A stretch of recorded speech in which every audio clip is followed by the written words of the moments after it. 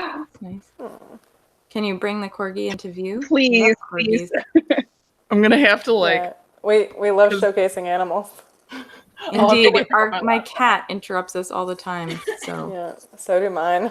My cats have knocked over the camera before, and it just goes flying. It was hilarious. Stanley, there's the puppy. Oh, it's Stanley. So cute. My cat opened the door, so if you hear like a crying baby or a Sarah Duck playing on the television, it's the cat. I'm gonna shut the door before I introduce everybody. So, got it. All right. Welcome. I guess we're live, aren't we? We've been live for like 5 minutes. Oh no. Everybody saw the dog, so it's cool. That's what we wanted to start with. So this is a new Women of Deconversion. Welcome everybody. Hello. Hello. A new group, like not even a new show, it's a new group. Yeah. We're so excited to have you heathens here with us to talk about problems in or the deconversion process and how that's kind of happened to everybody and how different we are and how we relate. And I think that's what we're here for, to build community and to relate to one another but please try not to piss off anyone. Damn it. Yeah. Okay. You can leave now, Susan. I'm just kidding. As we piss off Susan. Yeah, right. No, okay. No, well, everyone's welcome. So what we're going to do is we're going to go down the line. I think I'm going to start with Courtney, who is just to the left of me. I probably pointed at someone totally different on the real screen. All right, but Courtney, go ahead. Introduce yourself. What were we going to call you on screen? What? Oh, no, not you, Courtney. Other Courtney. Oh, right. Okay. Me, Courtney. I guess Jones is what we decided on. Jones. All right, this is Jones, everybody. All right, so Jones is going to introduce herself. So I'm from South Texas, and I recently started the Free Speech podcast. Basically, I live in a world that's extremely conservative, and so to combat a lot of that extremism, I created that show in order to try to meet in the middle and have a safe place for people to come, no matter what political view they have or, race, sexual orientation, all that fun stuff, religion, non-religious. Friday, I just had my first atheism show, and a guy that was in ministry for 7 years, he was at seminary, came out on the show live. So that was pretty cool. That's awesome. Yes. Yeah, it was crazy. Yeah, that is amazing. It's always cool to talk to people who've been in a position of power. I was always kind of a low person on the totem pole, everywhere. Yeah, I went, and so it's cool to see how their minds changed, because I always kind of doubted. So I feel like Courtney, that's pretty cool. All right, so up next for me is Susan. Hi. Hello. Apparently it's my mission in life to piss people off today. So, it's cool. So my name is Susan. I am actually originally from South Texas, so that's really cool. I currently live up in DFW. I am an assistant state director for American Atheists. I am also the treasurer for the Texas Democratic Secular Caucus and co-host of a relatively new show. We're on our 4th week called Divine Disbelief. We just did episode 6 last night. It's a YouTube show, so my boyfriend and I have ventured into the YouTube side of things. I've been an atheist for a decade, so my mom's an atheist too, so sort of one of those, just been part of me for a while. Oh, that's very cool. That's I think I'm at 12 years or something. Nice. Doesn't say anything about my age. Let's not talk about that. All right, Emma, you go. So my story is a little bit different. First of all, brand new to podcast. This is my first ever. So I'm really grateful to be here. Thank you, Courtney S. I'm actually originally from England, and unlike the group, I have always been an atheist. I was born and raised in a free thinker household. My grandparents identify as humanists, so that's the way that I've been raised. And religion to me was never really a big deal. It was something that we never really discussed or talked about as a kid until I moved to the United States. And then it's, the first question I get is, what church you go to? So I feel very put on the spot since I've moved here, and I feel like now I have to be like an outward atheist. So that's a little bit about that. I've been in the United States for 26 years now, so 26 years strong in America, but 39 years as an atheist. Very cool. Yeah. I'm excited to hear like some of your like coming out when you didn't really have to come out as an atheist. You know what I mean? That's such a neat story. Yeah, there's some good stories there. Cool. I'd like to learn how different it is across the pond there. Yeah. How they Absolutely. treat religion, because you and I, Emma, have talked about that on our own, but I'd love to have that featured on here. So Absolutely, that's what I'm here to share. yeah. Cool. All right, Courtney Stewart. I'm just getting rid of a handful of fur from the cat. Hello, I'm the crazy cat lady. I'm Courtney. I'm a host on Atheist Edge. I'm also president of a local atheist group in Dallas-Fort Worth called Measureplex Atheists. I've been featured on a lot of different like guest shows and stuff, which a lot of our original group has as well. But yeah, Christine and I are really excited and proud to have brought this new group together, and we're excited to expand the realm of women having conversations and supporting each other and engaging in really interesting topics. So we love this, and this is my cathartic once every 2 weeks conversation. Definitely. Now It's my therapy. once every 2 weeks. So exciting. So we'll be on the third Monday night of every month.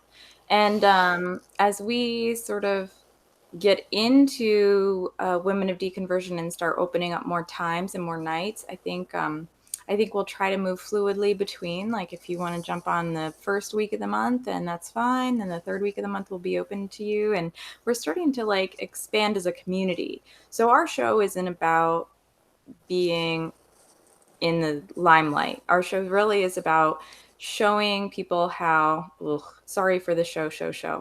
It's about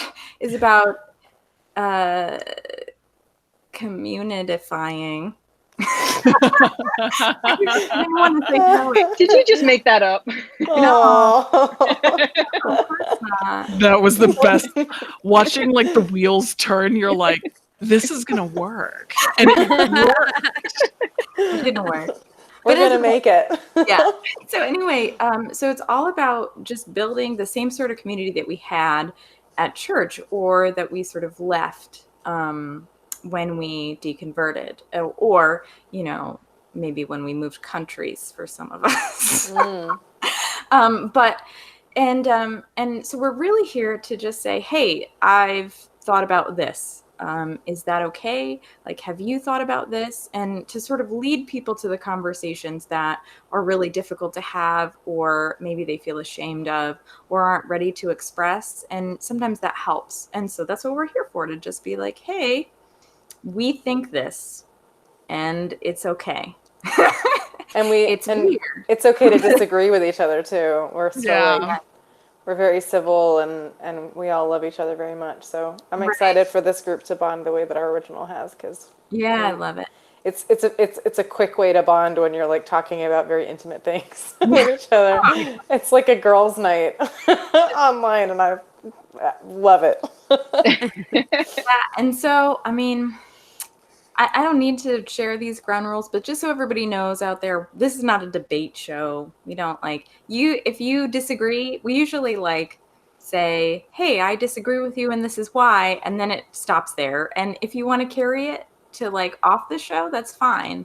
But here we're just developing community. So we want to show a sense of unity and and respect for one another's opinions, even if your opinions are silly. It's okay. All right. So anyway, so I'd like to start with deconversion stories. I think I will start with Susan. So Sure. can you give us like maybe in less than 8-minute spiel? It could be less than 2 minutes, whatever you want to do, but like of how your journey kind of happened. That'd be great. Yeah. Let me plug in my laptop. She made notes. There we go. We're good. It had to beep at me. So I was born into an Episcopalian church, which I'm sure people are typically familiar with Episcopalians, but they're really just like Catholicism light. So they do a lot of the same stuff as Catholics, but not quite as hardcore. We stopped going to that particular church when I was probably about 8 or 9. My sister and I kept going, but my mother stopped going. And I later found out it was because she became an atheist at about that time. So back in 2002, when I was 15, my dad died. And rather than sort of dealing with the grief in a healthy way of processing everything, I ended up just diving headfirst into religion and sort of going, I'll deal with this later. And it was totally unhealthy. And oh my God, don't do that ever, ever. It was when I was about 21 when I had sort of stepped back from being really hardcore about church. Like I went to an evangelical church. I went to a Baptist church. Like I was like one of them, lifting hands in the air sort of Christians. And, when I was about 21, I had sort of taken a step back from going to church, and I was dating this guy who, sort of was an open atheist. And it wasn't until probably it wasn't for about another year, like after he and I broke up, that I was like, okay, like I want to explore more about this. I want to know more about atheism, and I want to know, whatever I can about this. And then I met my ex-husband, and he was like homeschool, home church. Like they did that whole thing. And that was actually a big reason why my ex and I broke up, was because he was a Christian and I was not. So after my ex-husband and I broke up, I got involved with the atheist group down in Corpus Christi, so the Corpus Christi atheists. And they are the ones who really got me into atheist activism and politics, and, really opened my eyes to a lot of the world in a broader sense. And I moved to Austin. I was in Austin for a couple of years, which I miss Austin because that place was wonderful. And I moved to DFW a couple of years ago and became involved a lot more with politics and atheist community stuff up here. My deconversion story isn't quite as interesting as others because I didn't have a lot of the struggles. Like I know coming out of religion can be so hard for people a lot of the time.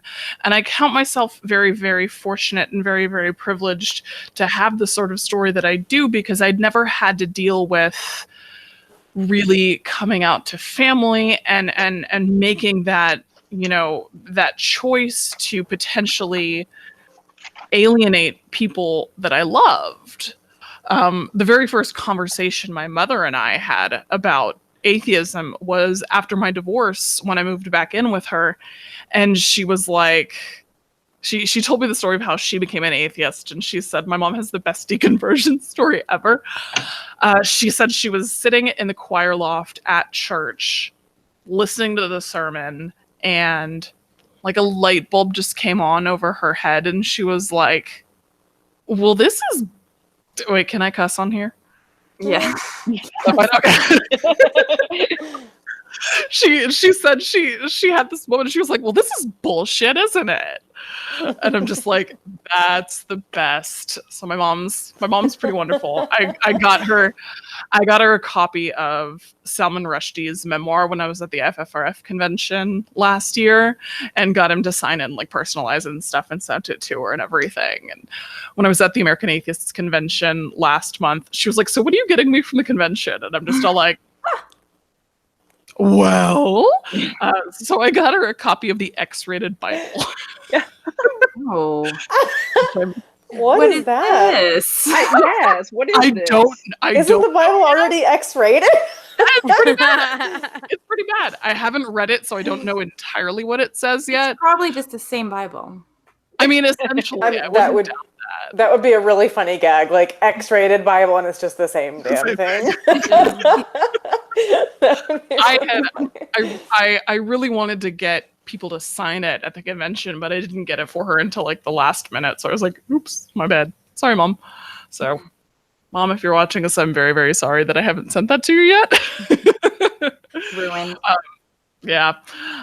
But yeah, I mean, and my biggest thing is I want to, like you were saying, build a community, because so often people coming out of religion, they are torn from their families, they get alienated, they get excommunicated in a lot of cases, and it's important to sort of make sure that people have as much support around them as possible. So that's something I'm a big believer in. But Cool. yeah, I love that. And I think too, it's also really important to give people place who like you, Susan, didn't have as many issues, because there are a lot of us who are like, we're a little cranky. And it's like cool to have your voice, because it sort of brings a different perspective that that many people relate to, but maybe just haven't been able to process on their own. So. Yeah. And I think I'm very much like, in the support section of being like, if you are having problems with post-religion sort of stuff, then I want to make sure that people are getting the support that they need, and making sure that they know that their voices are heard. Yeah, that's very cool. I think that's a great goal, and that's aligning with a lot of what we're doing. Jones, it's gonna be hard. It is. All right, Jones, you go. Okay. So I was born in a fairly non-religious household. The first time I ever heard anything about a god or heaven or hell, I had this weird obsession when I was like 6 with death, and my mom didn't know what to do with it. And so she had me call my babysitter at the time. And my babysitter said, well, there's a heaven and there's a hell, and, there's nothing to worry about because you'll live for eternity if you're a good person. And it freaked me out like twice as much as I was before. So even then I told my mom, like, I don't know about this. And we never really went to church. Occasionally when like her and my biological dad were having issues, we'd go on a random Sunday once a year. But I didn't really get fully into it until I was in high school. And there was a boy who's now my husband that I met in high school early on. And he went to this church. And I was like, oh, shit. I have to go to this church now. So I worked my way in and tried to convince him to be with me then. Didn't work out so much at that time. That was a Baptist church. And then dated this other guy who's in a Methodist church. Got kicked out of that one because I asked too many questions. And I was in for about a year and a half. And I tried a evangelical, like non-denominational, like you were saying, raise your hands, dance around. If you're not partying, you're not loving Jesus kind of thing. Partying in like a dancing fun way, not like drinking and drugs. That would actually be fun. But anyway, so I tried many different churches. I tried really hard to believe, but I always questioned. And the more I questioned, and I thought I could go to the elders in the church or the, leaders of the church and ask my questions and they'd give me honest answers. And instead it was, you don't need to ask that question. Just have faith. Just trust in God. And I'm like, no, you don't understand. Like, I question everything, not just religion. I need a satisfying answer. And they never would give them to me. And so I would bounce from church to church. And finally, it was just enough. I realized I had too many questions that were being unanswered and I had to move on. And by my junior year of high school, I guess I was almost 18 and I had left and didn't turn back.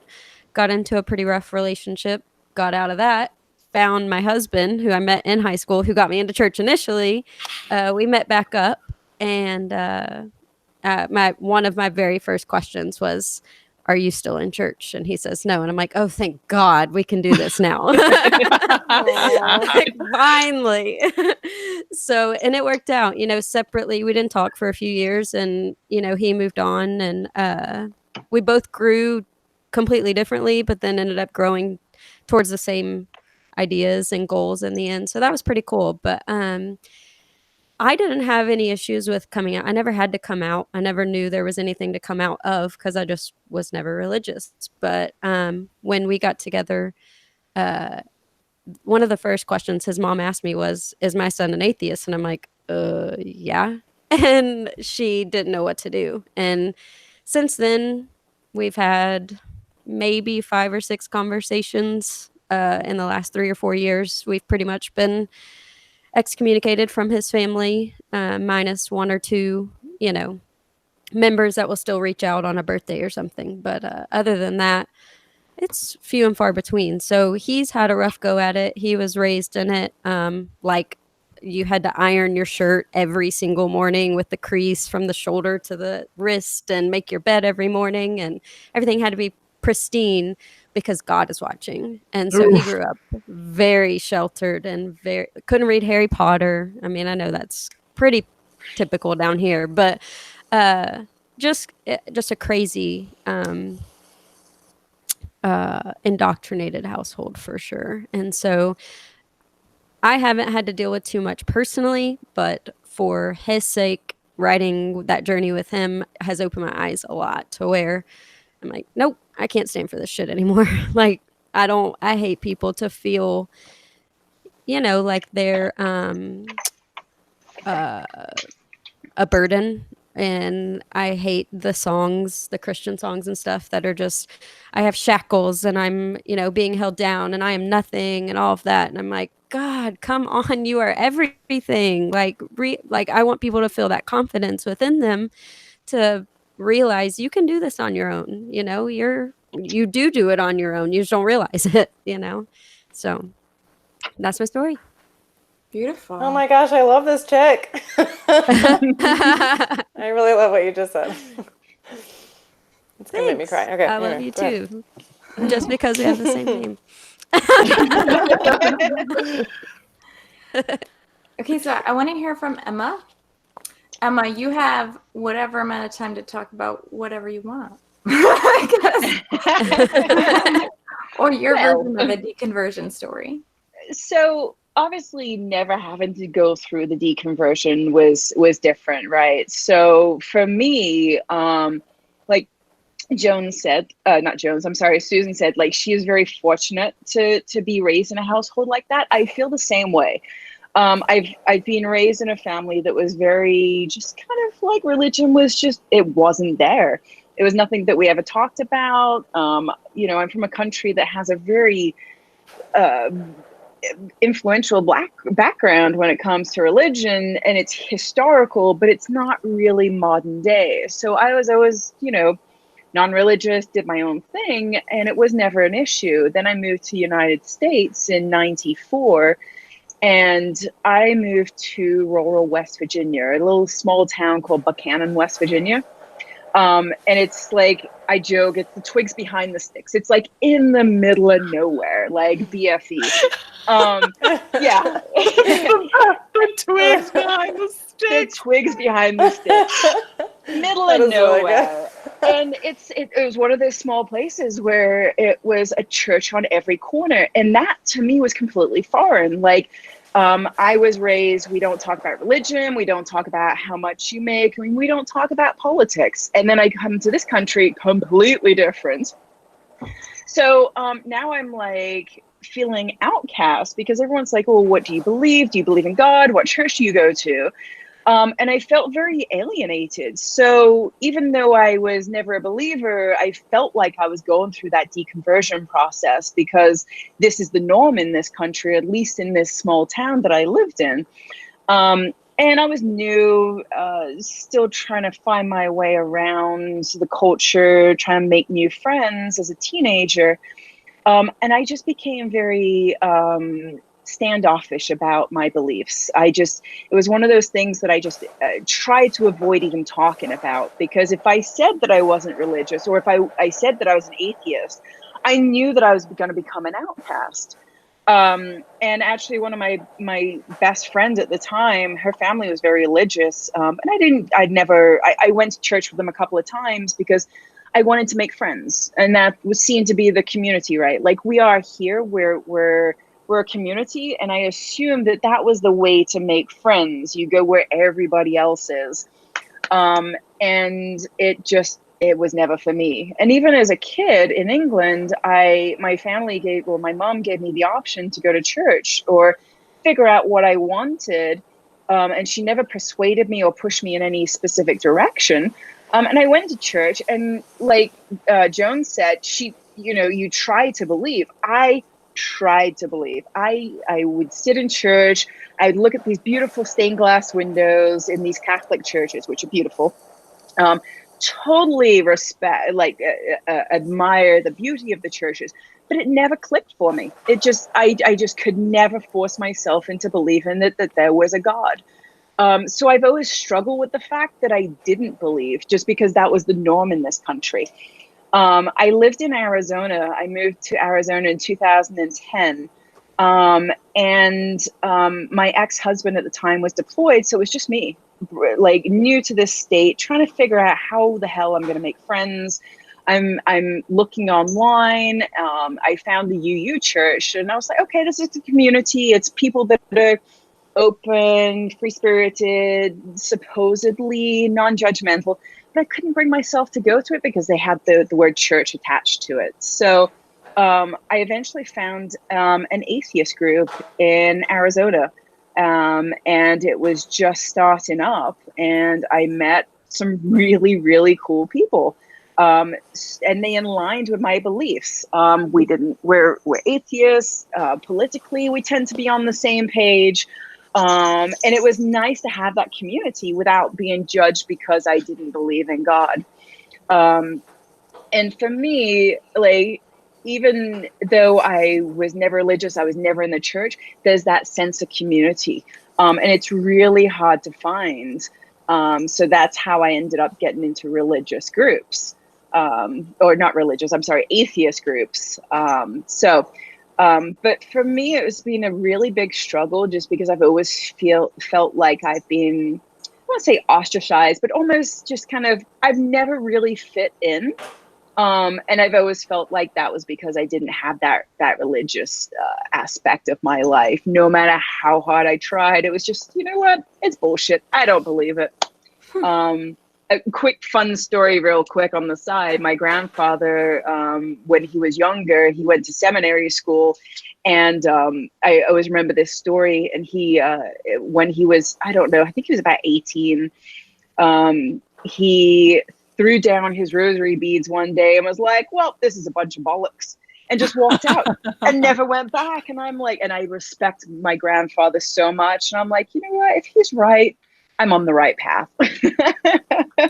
So that's kind of a brief kind of synopsis of my time here. It goes much, much deeper, but that's a surface level, and we can get into that later.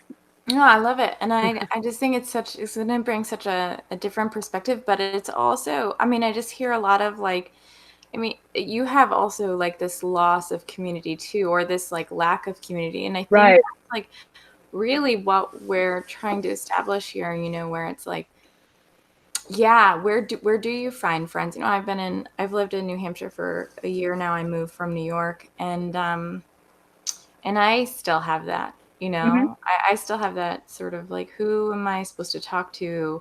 And I've had that question like, oh, well, have you, tried church? And these are from, old friends Hmm. of mine, and I'm like, yeah. Yeah. About Awkward. that. um, and these are friends who know that I'm not really that I'm not a Christian anymore, and they're just like, well, it's a great place to find, and I'm like, I don't think you get it. Right. No, I cannot. That's tough. So I understand. I totally understand, because even if you become friends with people who are very involved in the church and religion, it can be very difficult to continuously say, well, just a reminder, like, Yeah. I don't believe what you do, and I want to be your friend, and so if you want to go into that conversation, we might need to set a lot of boundaries. So I hear that, Emma. That's it's going to Yeah. bring cool perspective to the table, and I'm excited. Yeah, and I've actually lost friends because of the fact that I'm not religious, and that just it hurts your soul per se, just because of something as minute as something that you believe in or not believe in. And I think for me, that has been the big struggle. Like, why would you lose a friendship over the fact that you don't have common interests? I can have friends that don't have common interests, and I respect that. So that's always been tough for me. Yeah, I hear Yeah. that. All right, Courtney, would you like to do your story? Yeah, we can do like a version 2 from our Yeah, first one too. Um, we're yeah. it's about community, so let's introduce ourselves to these ladies. No, I know. I'm just saying. If you've seen the first one, it's gonna be a repeat. So yeah, I'm Courtney again. I was Union, which is actually a kind of a happy religion. It's sort of a when you're they believe that like when you're born again, Christ becomes you, like comes through you as you and lives its life through you. So it's less about like this need for ritual and need for being a better person. Like you already are divine, You and are so it's divine. very yeah. So it's very forgiving. Like it's very like if you're a smoker, or if you get divorced or whatever, like that's just part of Christ living through you as you. So it's really nice. It's still kind of is against homosexuality. It's against certain things, which has always bugged me. But I still really loved my religion, and uh, and so I was really happy with it. And then when I was 19, I backpacked through India and Nepal, and I was just really hit with the fact that whatever I believe is because of where and when I was born. And that didn't necessarily make it true. And I was like, well, I probably should think about this now. And then I came back to the States and I took historical geology at TCC. And so that worldview that I had left was sort of replaced by a scientific worldview and a love for critical thinking. And that shift was like wanting to find out what was actually true. I started to value that more than something being meaningful to me or something being a tradition. And I've been pretty lucky with my family too, that like they're, at first they were like, oh, it's a phase. And then it sort of went into, I don't know, like I sort of went through a bit of an angry atheist stage. I didn't like go online and freak out at people, but I did just listen to a lot of podcasts and just like absorbed everything um, and I it took a few years for my family to kind of at least accept it. And so they're religious, they're still Union, and they've actually started the last year they've started uh, joining a community for um, for Methodist Church, I had to which mute is it interesting. first. You're Sorry. fine. Um, Yeah, so they've joined a Methodist church and they're still union, which is interesting. So they come home from the sermons and they're like, well, this was incorrect and this was, it's funny. But they also like join a Bible study and it's like they're undercover, like trying to disseminate the truth incognito. Um, it's really cute. My parents are cute.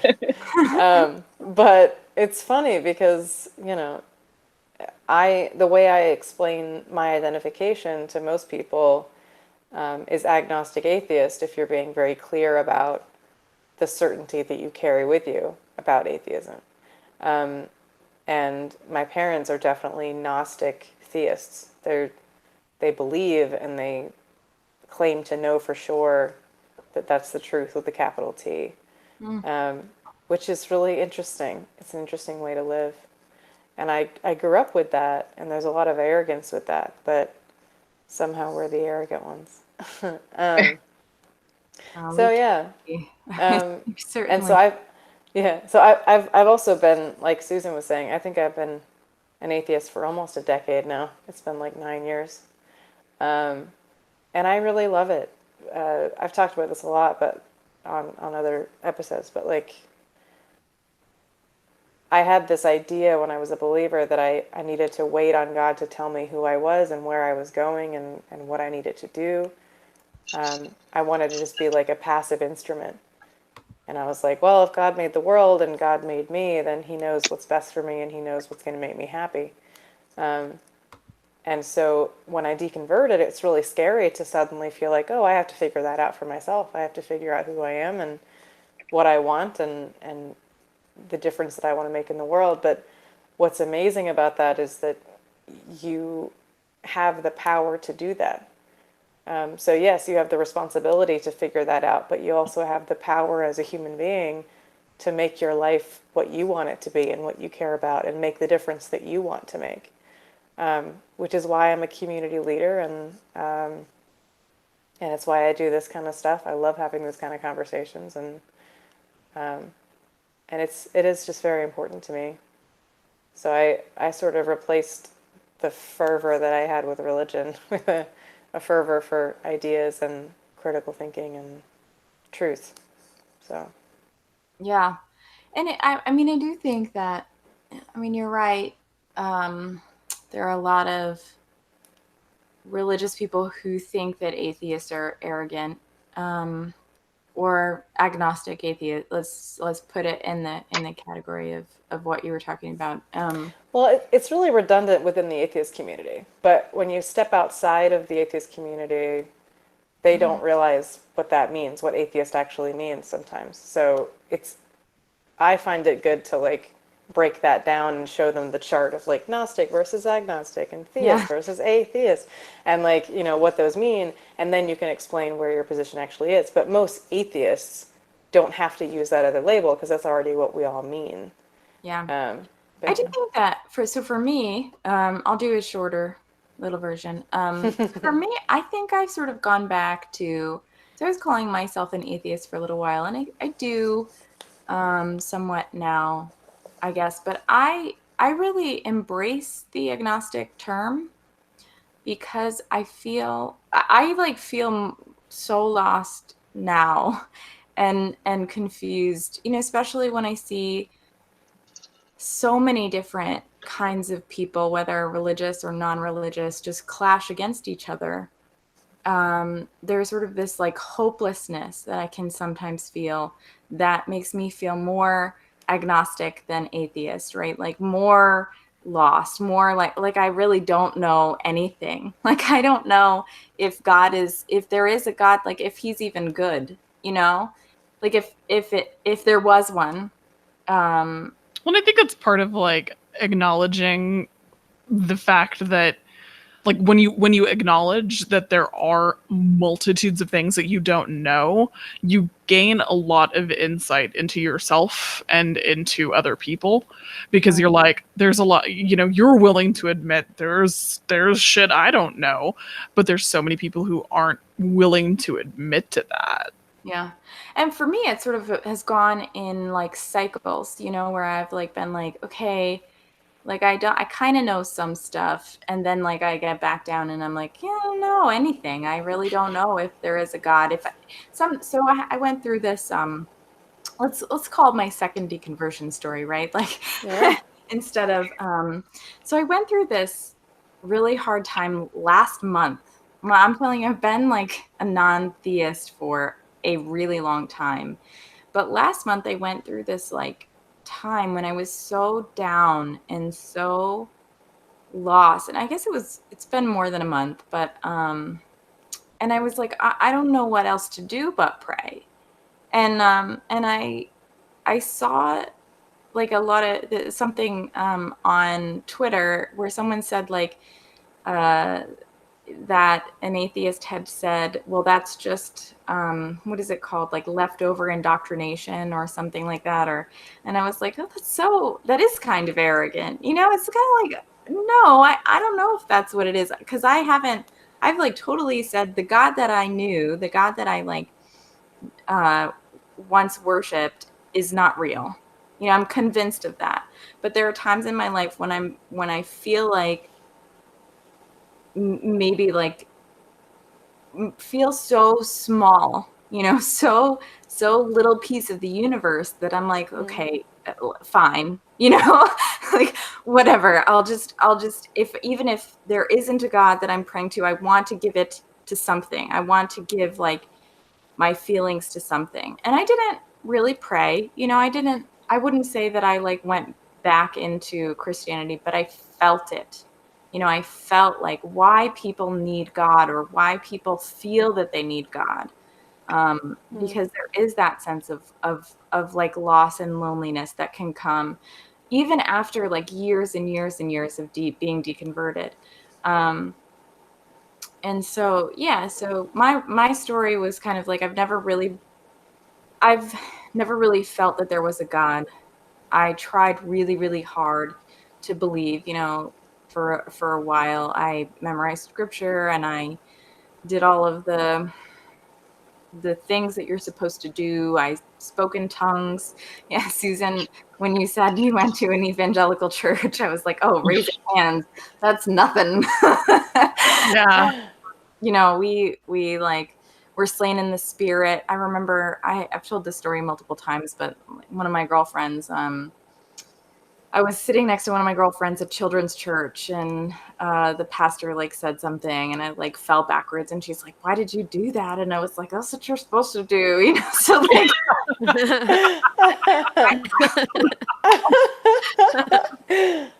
Oh wow. I've tried for a really long time to sort of, and not since, but to sort of gain the favor of God. And I remember the real deconversion seed that happened when there was a prophet at my church, and I said, "Look, God, you look at my heart, you know what I need.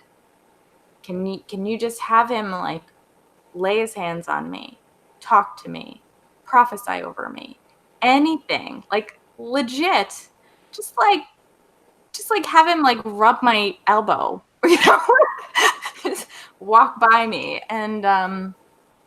And he didn't, or she, or it, or the non didn't. Hey.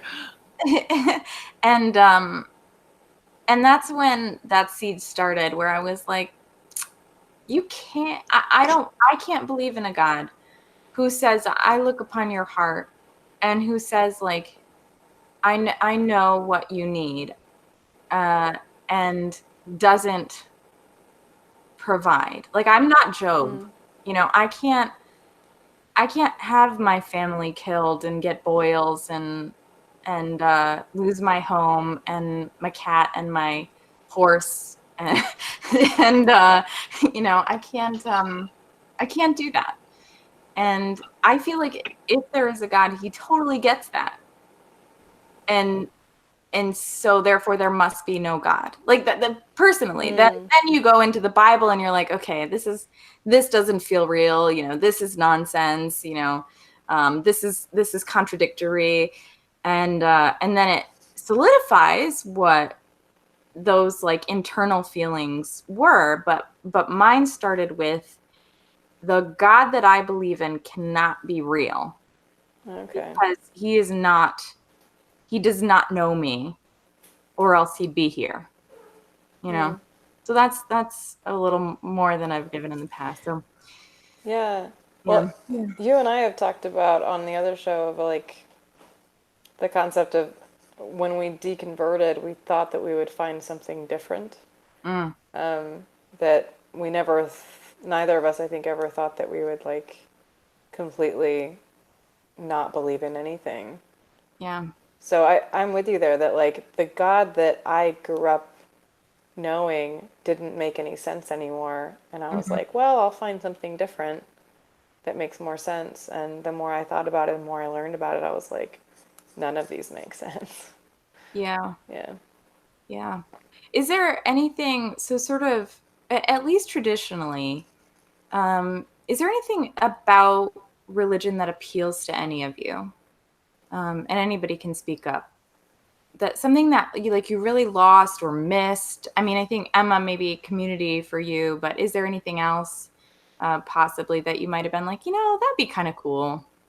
Yeah, I mean, so going back to, so my family, if they're gonna pick a religion, is gonna be Catholicism, just because Catholicism and was big, right, in England, and even though my family's religious, I was still christened, and it's because it's a time to bring people together.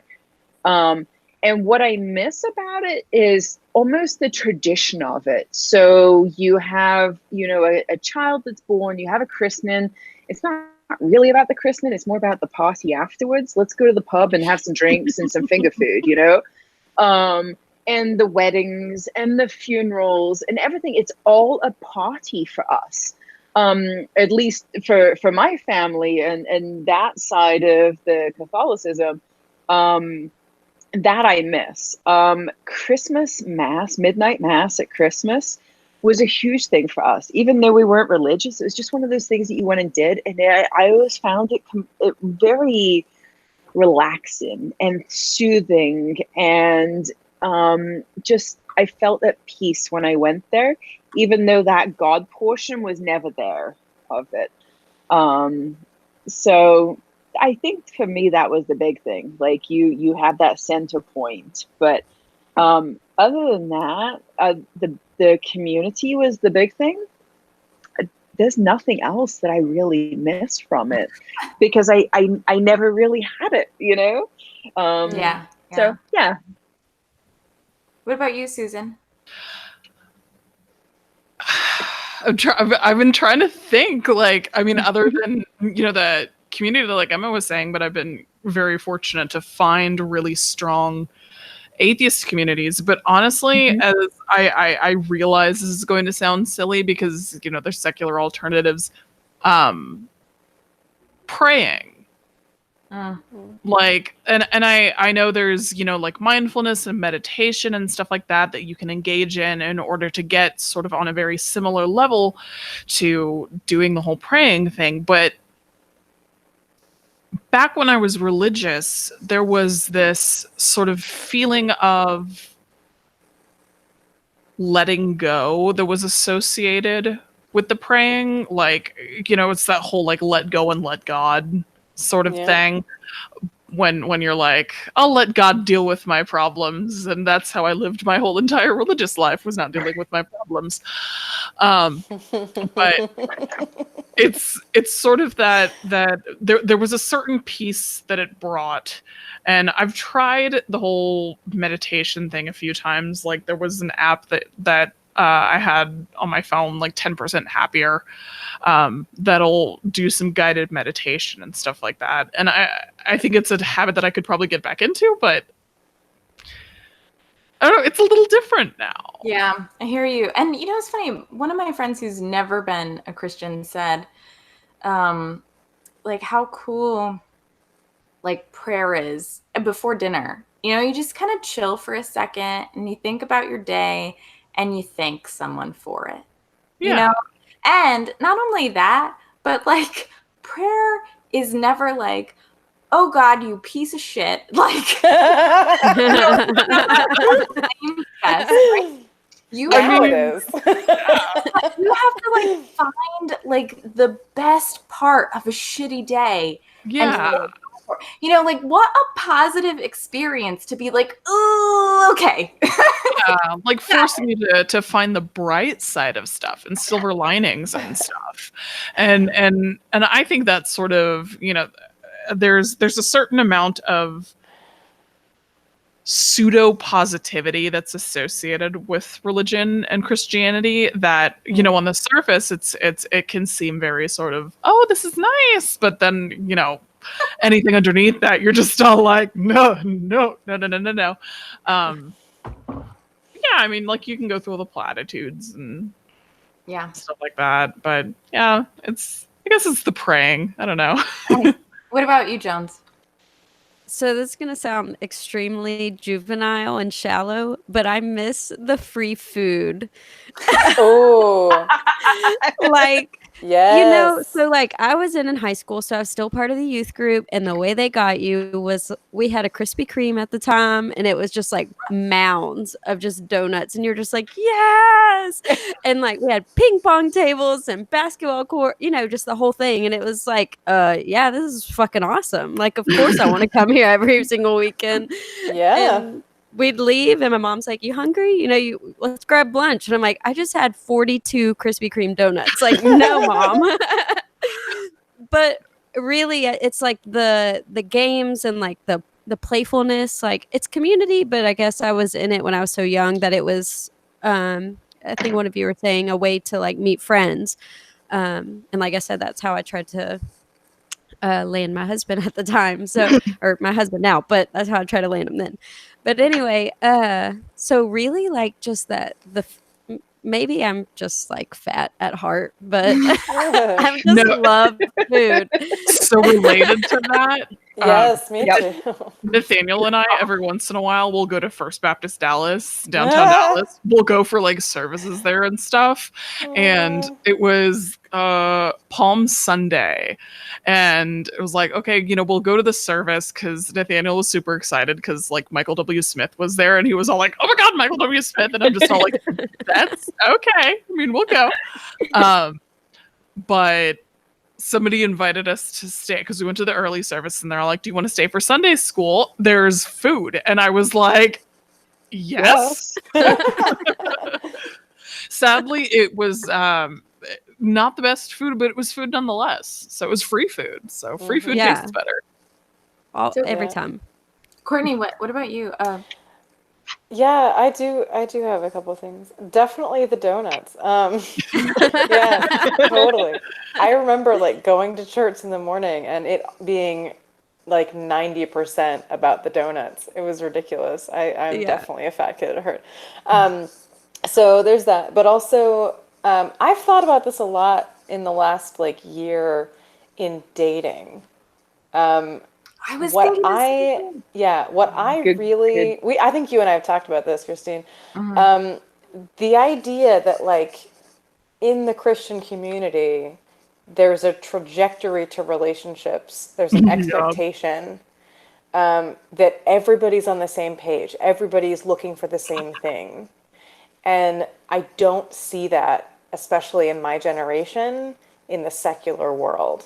Right. Like, I exclusively date non-religious people, and so many people are like, well, I'm looking for this right now. No, I'm looking for this right now. And where I'm headed, where I want to be at this point in my life is to build a life partnership with someone. I want to get married one day. And it's like, I've felt that way only for a short time lately.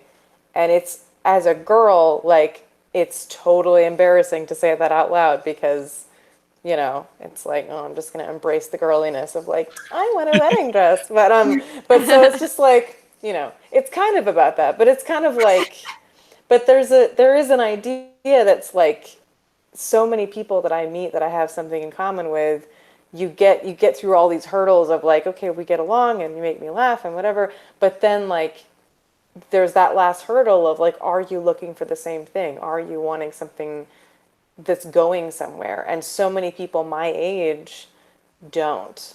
And I don't think I want children, and that's very specific too, like wanting to be married but not wanting to have children. And so it's just like, it would be really nice to have a community that you can go to that's the volume of a church. Like, I visited my parents' church for Easter, and there were so many people there. And, granted, a lot of them were retirement age like my parents are.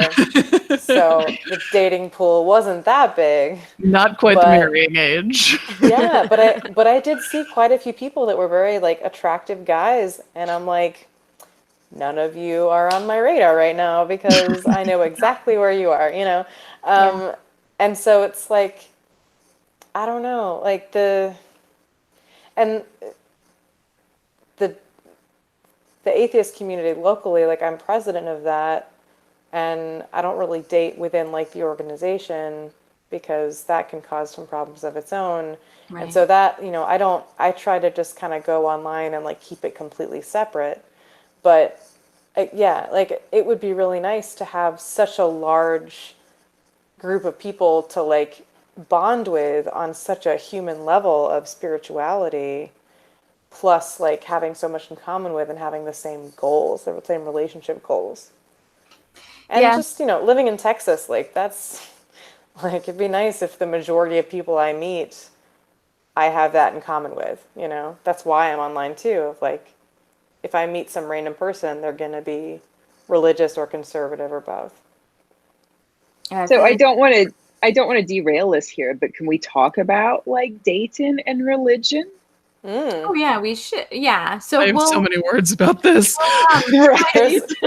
There's hardly ever a derailing of the Women of Deconversion. I know. We just follow the conversation We're where it talking leads. about we're literally always just creating new railroad. It's like the different timelines when you take out the soul stones. It's a different timeline. Now I'm excited about talking about like dating as an atheist. So I think it would be great.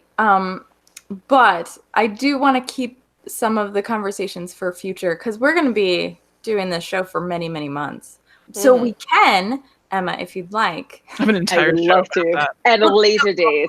We'll take a vote, and then I'll get voted down, and everybody will just sit here for another hour and talk about it. No, I think it's its own thing. I think we should talk about it another way. That's a whole couple of like 3-part series. Ooh, Yeah. I think, it's funny because Courtney and I were talking when we started this Women of Deconversion, this second one that you're all in now, and I'm so happy that you are. We were talking about the singles of deconversion. That's smart. Right? Yeah, it is. Yeah. Until like people like couple off and then leave the show. Or that would of this group, that would be like just me. I'm just gonna sit here and have a speech for an hour. Well, I'm pretty with my chocolate box. I'm pretty sure I sent y'all how one guy told me I had Casey Anthony swag, right?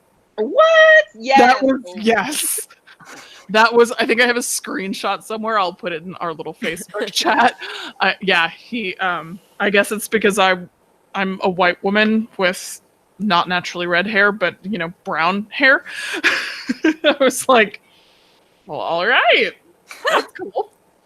It was bizarre. We will talk about dating in another episode. I think that's a fantastic idea for next month. It'd be brilliant. Yeah. Courtney, I love what you said. I think it's awesome. And I wanted to say that, like, for me, I think, I miss singing. I think singing in a group is really cool. But I was thinking about, like, I miss the expectation of a partner. And I want to say, like, of a man, because in the Christian faith, it's like, obviously everybody's heterosexual, whether or not they want to be. That's not true. Actually, I know some people who are Christian who are bi or homosexual, and some churches are becoming more progressive. I'm sure you all in Dallas have no idea about that, but anyway, but but in terms of like the expectations of a partner, it's sort of like, well, if you don't act godly, and so I didn't come from a church where I knew about a lot of like beating or like overly I was not around cruel, dominating men that I noticed, and maybe I was blind to it because that's what I was sort of raised to. I'm sure if you dump me in that place now, I would be like, oh, okay. Whoops. But I do think there was sort of this sense of like submission to God that I really appreciate. Oh, okay. Why do I keep doing that? Sorry. I keep wanting to go in and like look at what if the chat room is saying anything, and I have to pause it. Sorry. Oh, I know. No, we're only two people watching. It's all about us. I'll catch up some other time. Ooh, 3. It's probably like one of us. Like one of them is me. Oh, that's hilarious. Exactly. So anyway, I was derailed. Daniel too. You derailed me, Susan. I'm gone. I'm sorry. No, it's not nothing. You were talking about brutality in Christian relationships, I think. Yeah, but the men that I knew were always like, we're always trying to be servants to their wives. We're always trying to be really good husbands, really there, really understanding. I don't know what happened behind closed doors, but very few of the men made me feel like icky, about being married, and I don't think that's true in a lot of churches. And so I miss that. I miss sort of the idea of being accountable to something bigger than yourself in a relationship. Like the dedication? Yeah. Or the idea that like, no, you can't like do this all day because it's family time, so I miss that. And I also now feel like I sort of drive relationship growth. And I feel like in the Christian church, like God kind of drives relationship growth. And it's a different like, what am I looking for? Like paradox of like, not paradox. You have to find like a different purpose in it. Right. And it's nice. It's like your own purpose, and I love that. But I do miss that, like, no, we're trying to be better. Not just we're trying to be ourselves. Like an external standard of the quality of the relationship, and it may not be, if you are creating that for the relationship, it may not be as respected or certain, I guess. Is that or uniform. Yeah, exactly. It's a lot harder, I think. But you can debate. Yeah. Yeah. So it's 10:03. And you're all welcome to stay and chat. My daughter is saying mom outside the door, so I have to go. But if y'all want to like shout out what your show, if you do a show outside of Women of Deconversion, what it's about, and just something that you'd like to leave with would be great. And let's start with Courtney this time because I've been ending with her. So Courtney, go ahead. Wait, me, Courtney? Yeah, you, Courtney. Okay. The Atheist Edge is the channel that I'm on. I'm also president of Metroflix Atheist. So the biggest thing that I tend to promote on here is the local community group. If you are in a local area, or if you're just searching for that community, there's often, no matter where you are, there's often some sort of community in your local area. I found mine on Meetup, which is a great resource for that. And then you also have us. You have the online community that we are always here for everybody, anybody that's remote. I get Facebook stuff all the time of like, hey, I'm like in Bangladesh. Help me talk about my family because it sucks. So it's, yeah, we try to reach out. And since we are a smaller channel, I think we can make it a little more personal too, of like, yes, we'll respond. So yeah, that's me. I don't know if Christine can hear, but I guess we can go to Susan. Yeah, I can. Sure. Yep, go, Susan. Yay. So you can catch our show on YouTube. We're also on YouTube, so we're Wednesdays and Sundays at 7:30 p.m. Central. We are Divine Disbelief. We're sort of secular news. We're trying to stay in the range of like not going off the rails like I tend to make us do. I tend to make us very distracted. Yeah, you can find us Divine Disbelief. We're on Twitter. You can find me on Twitter. I'm Motel Cowboy. If you ever need to get in touch with anything for American Atheists related stuff, I'm susan.turpin@atheists.org. I check my email all the time. It's on my phone, so just feel free to don't send me lewd photos though, please.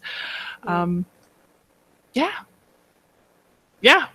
And if you ever want to, if you're up in DFW and you have Tuesday nights free, you can come play my Geeks Who Drink quiz in Euless. So. Oh, and Susan, just give a short rundown of all the amazing things you do in the community. All the things. Oh God, all the things. Oh God, all the things. It's a lot. The Secular Caucus, right? Yeah, so I'm treasurer for the Texas Democratic Secular Caucus, which we actually have our quarterly meeting on June 1st in Fort Worth. So you can go like Texas Secular Caucus on Facebook if you're interested in getting involved with that. Yeah, you can find my American Atheist stuff, susan.turpin@atheist.org. I need to make a Facebook page for Divine Disbelief. I really need to do that. I need to also start actually coming to more Metroplex Atheist stuff. Oh, by the way, I don't have to have ankle surgery. So, yay. Because I broke my ankle like 3 months ago, and I do not have to have surgery. So, yay. Yay. That's my little rundown. Nice. All right, Jones? Yeah. So I just recently created the Free Speech Podcast. There's a Facebook page, there's a Twitter, and then obviously YouTube. And locally, it's me and a buddy. We've kind of co-launched shows, so we've been working really hard to get people whose voices may not have been heard otherwise on both of our shows. So that's pretty cool. But yeah, I do that, and I'm a public school teacher, so I'm pretty busy most of the time, but summer is right around the corner, so I'm pretty excited about that. But so I just bought my summer reading, so I'm super pumped. Yeah. And that's awesome. You don't have to have surgery on your ankle. My husband broke his last year and has a plate and 6 screws, and we went for a run earlier, and it's still a struggle. So that's awesome. Yeah, I'm getting there. Jones, we need to have you on our show sometime. We do interviews with people on Sunday nights. So okay, yeah, I'm totally down. Yeah. Emma, anything from you? She's on mute. No. She's on mute. All right. She's like, I'm done. Oh wait. Sorry, I'm here. I had to step away briefly. So I don't have a plug, but my husband also broke his ankle in the last few months. So oh my God. Both actually, but that's God. That's no. Well, the one He's was doing older. it to us. Yeah. But no plugs here. I'm new to the Dallas-Fort Worth area, so for me, the biggest things on social media are being like Seth Andrews was the biggest, the podcast that I found the first, right? Everybody loves Seth. I love and then Aaron Ra. So those are my 2 introductions to the atheist community. So if you're new to this podcast, that's my recommendation. And then Courtney S. Met recently. Love her. And we met at an atheist crawfish boil. So still building. Oh, was that on this last weekend? Yes. We went to that one too, but we actually met at the one before that. The one before. Yeah. So still new to the community. So I'm looking forward to any recommendations that you guys have, and I'm looking forward to meeting people. You guys are awesome. Yeah, and I want to give a hearty thank you to my personal savior Emma for her help moving. I moved this last couple of weeks. This wonderful couch that she sat on right now. Yeah. She helped me move that yesterday, day before yesterday. I got you, girl. I got you. Yeah, she's been amazing. So thank you, thank you, thank you. Very cool.